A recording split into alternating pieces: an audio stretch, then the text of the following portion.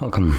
In front of me is a SONY Xperia 10 Mark IV, and today I'll show you how you can enable and also set up your Do Not Disturb mode.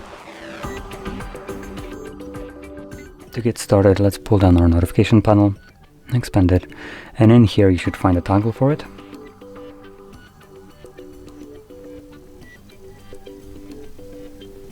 Oh, there we go.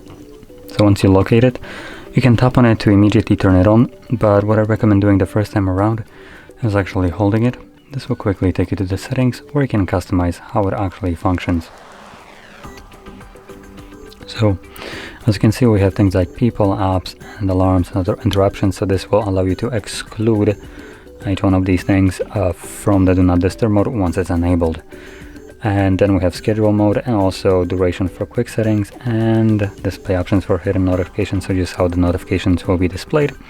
And this one, the duration for quick settings, just defines what happens when you press on the toggle right here. So a couple different options for it.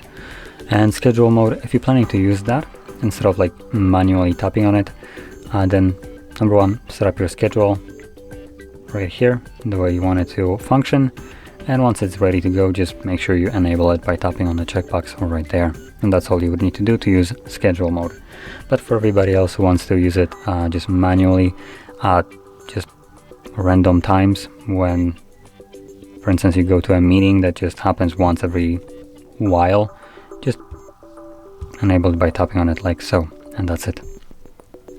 So anyway, once you're done with your mode, you can tap on it again to turn it off like this.